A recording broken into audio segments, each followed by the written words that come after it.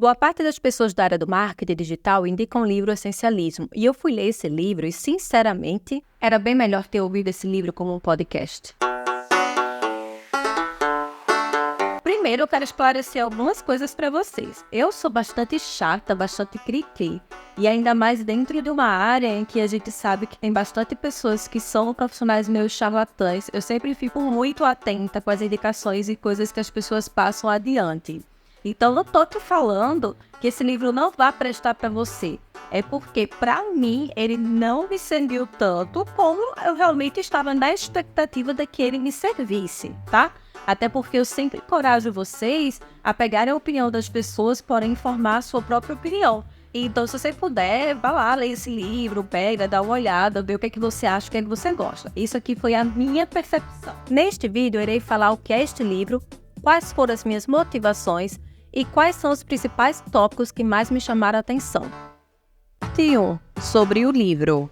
O livro Essencialismo, a disciplina busca por menos, é um livro que foi lançado em 2014. O essencialismo é uma abordagem filosófica que destaca a importância de se concentrar apenas no essencial, eliminando o supérfluo e direcionando a energia para o que realmente importa.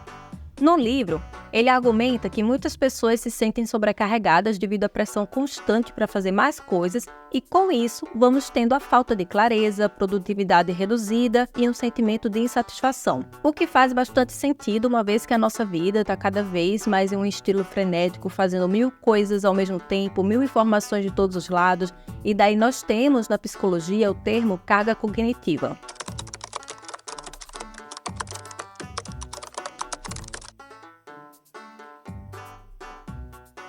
Traduzindo, é como se na sua cabeça você tivesse uma mochila. E aí, nessa mochila não vai dar para colocar tudo porque ela tem limitação, assim como a senhora. Então, imagina só, se eu vou carregar uma mochila de 80 kg, eu nem saio do canto, querida. E assim, traduzindo, é como se na cabeça da gente tivesse uma mochila.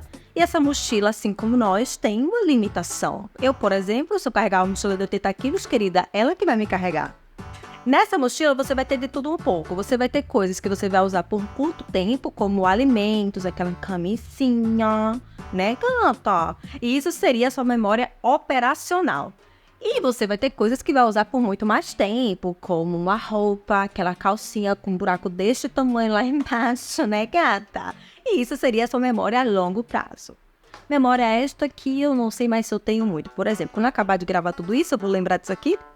Não vou. O babado aqui é, querida, que quando a senhora coloca mais coisa do que devia dentro dessa mochila, aí, meu amor, é arrasta pra cima, memes autodepreciativos, podcast achando que tá fazendo terapia. É isso. Mas depois a gente fala melhor. Aí, meio que a ideia do livro é você focar no que interessa. Parte 2. O que me levou a ler este livro? Por que isso é relevante? Uai, porque o nosso humor, nosso estado atual, ele influencia bastante na nossa tomada de decisão. Eu comprei esse livro lá em 2020, no meio da pandemia. Não li ele em nenhum momento, li ele justamente agora. Então, obviamente, que minha percepção sobre esse livro vai ser a partir do meu momento atual. Desde que eu comecei a empreender no digital, todo fim de ano eu me sinto muito sobrecarregada, muito cansada, exaurida, sabe? Foi assim em 2020, em 2021, 2022, 2023. Vamos esperar, meu Deus do céu, que esse ano não seja igual, né? E aí que eu comecei a adquirir, ou então perceber algumas enfermidades que talvez eu já tinha, mas estavam ali dormidas. E aí empreender acabou fazendo com que elas acordassem. O gigante acordou! Que foi ali uma ansiedadezinha, um pouquinho de síndrome do pânico, um burnoutinho, né? Para burnout a gente até puxa a cadeira e pergunta se quer café e um biscoitinho amanteigado. E aí no fim de 2023 eu me vi forçada a parar as máquinas. E eu, como eu odeio o capitalismo, ele acabou de fazer com que eu me chamasse de máquina. Eu não sou uma máquina. Então eu fui fazer uma coisa que eu não tinha conseguido fazer durante o ano todo de 2023, que foi ler um livro. E o escolhido foi essa criatura aqui. Então eu comprei esse livro lá em 2020, porque assim, todo mundo falava desse livro. Tava mega hypado, assim, todo mundo, no Instagram que eu entrava, tava alguém indicando esse livro, dizendo, mudou minha vida, é muito bom, papapá. E eu que sou da área das artes, eu disse, vou abrir meu coração, não é mesmo, para estas novidades, esses novos temas, e vou investir uma certa quantia em livros para eu poder entender o que a galera tá falando. Porém, realmente eu não consegui ler esse livro em nenhum momento. E com essa pausa forçada do 2023, eu escolhi esse livro justamente porque maximalista sou eu, é minha estética, é como eu gosto de aparecer. Porém, dentro de mim, do meu ser, eu prefiro ser mais minimalista, né? Conter mais as coisas, fazer as coisas assim mais no picadinho. Eu odeio, minha gente, passionalidade. Eu não tenho energia para passionalidades e rompantes e coisas assim. Eu não tenho condições emocionais para viver isso. Foi aí, então, que eu peguei esse livro pensando, ele fala sobre um movimento mais essencialista, ele pode vir me ajudar a poder organizar a minha cabeça, para poder organizar minha rotina e poder melhorar a mim enquanto pessoa, dentro da minha empresa, eu comigo mesma. Então eu fui ler esse livro no momento em que eu estava cansada de tudo e todos, né? Eu não conseguia ouvir falar sobre o mercado digital, não queria mais ver nada a respeito do tema, estava cansada das redes sociais, já estava ali me medicando. Então foi esse momento que eu fui ler o livro. E que também existe um porém, um parênteses aí, que eu, escuta bem o que eu tô falando, euzinha, se, eu não gosto de formatos de livro que fica nessa coisa de histórias, de contar histórias sobre as outras pessoas, de falar sobre como elas superaram as dificuldades, de falar o insight que a pessoa teve a partir da história da outra pessoa. Eu não gosto. Pra mim, quem faz muito bem isso é a Brené Brown, Seth Godin, faz super bem, super massa, mas assim, eles, entendeu? Eu não gosto desse formato. Esse formato eu gosto de ver documentário e palestra. Em livro, eu não gosto. Então já saiba aí que existe um ranço. Porque esse livro aqui tá cheio disso. Parte 3. Fichamento. Bora de fichamento capítulo por capítulo, porque a veia de quem fez mestrado ainda corre em mim. Então o livro ele é dividido em algumas etapas, e na primeira etapa a gente vai ter qual é a mentalidade básica do essencialista. E aí ele vai dividir em escolher, discernir, perder para ganhar. Em escolher, ele vai dizer que a escolha é uma ação. E que no lugar de você dizer, eu preciso fazer tal coisa, você pode dizer, eu escolho fazer tal coisa. Só que aí eu vejo como um babado a gente prestar atenção, né? Porque não é todo mundo que tem o privilégio da escolha. Não é bem isso? Então é assim, né? Vamos ler essas coisas com o olho no padrão na mesa para depois de tu ficar, eu não consegui tal coisa porque eu não escolhi por ela. Pegadinha do malandro. Entendeu? Em discernir, ele vai falar que o essencialista ele precisa de tempo. Ele precisa de tempo para pensar nas oportunidades. Ai, gente, a letra é belíssima assim mesmo, tá? E nos obstáculos. Então, ele vai falar que todo essencialista ele precisa ser meio que nem um pintor, assim, de você se afastar da tela para ver a tela no macro e você entender para qual caminho tá indo, o que é que você tá fazendo, o que é para fazer.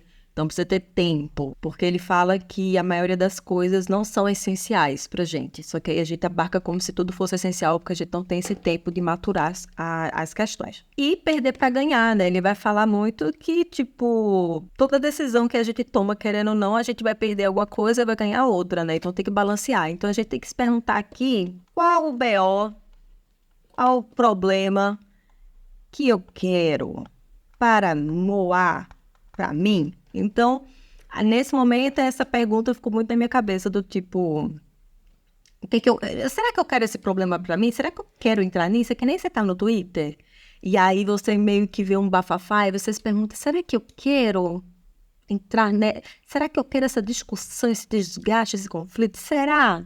Aí você se pergunta, mas vai ter que entender que vai perder pra ganhar. Então, no segundo capítulo, é sobre explorar. Como discernir as muitas trivialidades do pouco que é vital. Olha esse capítulo.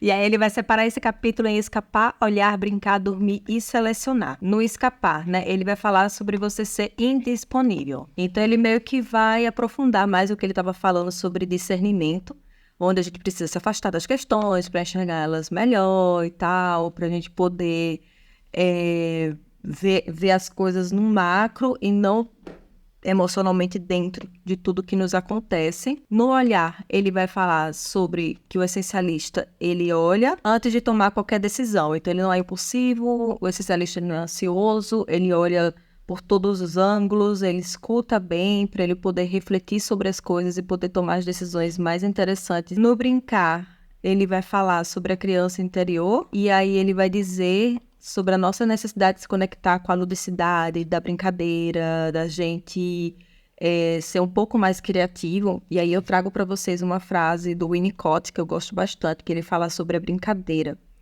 Que ele fala assim: é no brincar, e talvez apenas no brincar, que a criança ou o adulto fruem na sua liberdade de criação. É no brincar e somente no brincar que o indivíduo, criança ou adulto, pode ser criativo e utilizar sua personalidade integral. E é somente sendo criativo que o indivíduo descobre o eu, self. Depois a gente vai ter sobre dormir, e aqui ele vai falar muito sobre o descanso, né? A gente poder descansar. E claro que ele sempre está reforçando o ócio também, sobre a gente ter esse momento de fazer nada. E aí no dormir vai ter o descansar, que ele fala que quanto mais a gente descansa, a gente pode ficar mais produtivo, melhora a nossa performance, a gente melhora também como a nossa cabeça funciona. E o selecionar, ele deixa uma pergunta que eu achei bem legal, que é: isso é exatamente o que eu procuro? Essa pergunta é boa. Então, essa pergunta é bem legal sobre selecionar, porque ele vai falar assim: você tem que selecionar suas batalhas, né, querida? Você não vai ficar abraçando tudo à torta direito. Então, nessa parte, ele traz uma regrinha dos 90%, que é, por exemplo, você fazer uma lista. Por exemplo, você quer fazer um projeto, tal coisa. Você faz uma lista de projetos. Então, ele vai dizer que os projetos que ganham pontuação de 9 a 10 são projetos mais prováveis de serem feitos. Os outros não faz. Então, se realmente é aquilo de animar, de colocar para cima e tal, 9 e 10 você faz, mas o que tiver abaixo, não. Bom, no próximo capítulo é sobre eliminar. Então, ele vai falar sobre esclarecer, o não, editar e limitar. No esclarecer, ele vai falar que a gente não tem muita clareza sobre a nossa vida, sobre o que a gente quer, sobre o que a gente não quer, e aí muitas vezes a gente acaba abraçando coisas que nem era pra gente assim, só porque apareceu e a gente não sabe distinguir aquilo que a gente estava a fim de fazer, de decidir. E aí, isso aqui é bem interessante, porque é uma coisa que eu falo muito com minhas mentoradas na Creativa House, que chega para mim muita mulher com muita ideia, muita criatividade, com muita coisa, porém não consegue ter uma organização para ter clareza nessas ideias que elas estão tendo. Então, aqui é meio que você entender que existe um cerne, pelo menos da minha perspectiva, né? Você entender que existe uma coluna vertebral e que as nossas ideias, elas estão para guiar essa coluna vertebral. No não, ele vai falar que o essencialista, ele não precisa ser grosso para negar uma oportunidade, né? Então, aqui no não, é meio que o essencialista, por ele saber o que é importante, ele sabe o que é importante. Então, ele foca a sua energia, sua direção, seus objetivos naquilo que para ele é relevante, porque ele consegue entender perfeitamente aquilo que não acrescenta na vida dele. Tem até uma coisa que ele fala aqui também, que é sobre a gente abraçar, por exemplo, se comprometer com coisas de outras pessoas, se comprometer com problemas de outras pessoas, se comprometer com oportunidades que não são oportunidades, mas é um mascaramento, né? Mas o jeito não quer desagradar os outros. O editar é que nem editar vídeo, né? Ele vai falar sobre tirar as coisas que são frívolas. Tinha outra palavra. Cadê? Distração. Essa palavra é melhor. Distração. Quantas frívolas? Então, no editar, ele vai falar sobre as distrações, sobre a gente tirar imagens, palavras, textos, coisas que vão distrair mais a gente do que realmente fazer a gente focar no que precisa ser feito. E isso eu vejo que também é uma coisa muito das minhas mentoradas, assim, nós que somos muito subjetivas, a gente adora colocar uma firula em um texto, a gente gosta de colocar umas coisas poéticas, mais subjetiva, mas assim, com muitas palavras rebuscadas para falar uma coisa que é a tinta é verde, por exemplo. E aí ele vai falando que você acaba ficando longe de na clareza, por exemplo, porque quanto mais rebuscado, quanto mais coisas assim, mais você vai se perdendo, então que seja óbvio. E o limitar, ele vai falar que é a criatividade, e aí ele vai falar que quem limita a criatividade tem uma criatividade ilimitada, então ele vai dizer bastante que quanto mais você começa a botar alguns limites dentro do seu estado criativo, do seu processo de criação, mais você consegue ter ideias com relação a isso. Então, limitação é uma coisa positiva, uma coisa boa. E tem uma frase muito boa também que ele solta aqui, que é: se eu não tivesse investido nesse projeto, quanto investiria nele hoje? Eu achei essa frase muito boa, do tipo, mano, eu já estou metida nisso aqui, mas se eu não tivesse colocado esse dinheiro, essa minha energia, meu tempo nisso aqui, será que eu botaria hoje? Quanto que eu botaria hoje? E isso é muito bom para se pensar. No próximo capítulo é sobre executar. Ele vai dividir em prevenir, subtrair, avançar, fluir, focalizar e significado. E prevenir é como se fosse o capítulo da prudência. Ele vai falar bastante sobre a gente refletir melhor sobre as nossas decisões, fazer projeções de cenário para entender os obstáculos que estão mais na frente. Ele também vai dar uma dica que eu achei bem legal, né? De, por exemplo, se você coloca que chega em um lugar em 20 minutos, coloca mais 50% desse tempo em cima disso. Então, você coloca meia hora, porque você não chega atrasado e você consegue sair um pouquinho cedo e consegue ter um tempinho ali para não ficar com ansiedade e tal, muito com pressa. Sobre subtrair, sobre eliminação de obstáculos. Ele tem umas frases que são bem legais com relação a isso. Ele vai falar o seguinte: qual é o obstáculo que vai precisar ser removido e fazer com que todos os outros obstáculos desapareçam? Então, aqui ele vai também dizer que você vai conseguir olhar para os obstáculos se você ainda tiver clareza nos seus objetivos. No avançar, ele vai falar sobre comemorar as pequenas vitórias. E isso que eu achei tão interessante, assim, porque, tipo, é real, né? A gente, às vezes, visualiza as coisas no macro e acha que só quando a gente chega no macro é que a gente conquistou algo, e quando a gente olha para trás foram várias pedrinhas que a gente foi colocando no nosso caminho para que a gente pudesse construir a montanha. Eu tenho uma mentorada que, durante a mentoria, a gente faz uma visualização no primeiro dia de mentoria, e aí ela não conseguia se enxergar, se projetar, não conseguia se ver adiante. E aí eu disse a ela: não, esse adiante não precisa ser 1 ano, 5 anos, 10 anos. Pode ser 1 mês, 1 semana, 1 dia, ou amanhã, né? Então, da gente quebrar essas nossas dificuldades em micro dificuldades, porque aí fica mais palpável pra gente fazer. Não se assusta tanto quando olha uma montanha, a gente vê uma pedrinha. E aí, dia após dia, vai colocando essa pedrinha e criando nosso castelo, que não é de areia. Aqui no Fluir, ele vai falar sobre a criação de uma rotina. E aí ele vai dizer que para o não essencialista, se esforçar faz você ficar melhor, faz você ganhar mais da sua performance. Mas para ele é a criação de rotina que faz você ficar melhor no que você está se propondo a fazer. Porque para ele é meio que assim: quando você cria uma rotina, sua cabeça ela vai no automático em alguns momentos. Então, vai andar de bicicleta, você meio que já anda, né? Já é uma rotina, já sabe como é. E nisso que você já consegue fazer uma coisa meio mecânica, automática, sua cabeça consegue abrir espaço para pensar coisas novas e ver coisas novas. Em Focalizar, ele vai falar sobre o estado do presente, sobre a gente não estar nem no passado nem no futuro. Nessas áreas de autoconhecimento, o pessoal bem fala: quando a gente está no futuro, a gente está na ansiedade, e quando a gente está no passado, a gente está na depressão. Tem umas histórias dessas. Mas a gente está no estado presente. E aí ele traz uma narrativa que eu achei bem bonita, assim, que é sobre Cairo e Cronos, que ele fala que os não essencialistas estão em Cronos, que é o tempo do relógio, e o essencialista está em Kairos, e o Kairos é como se fosse o tempo das coisas, é o tempo da vida, aquilo que é mais qualitativo.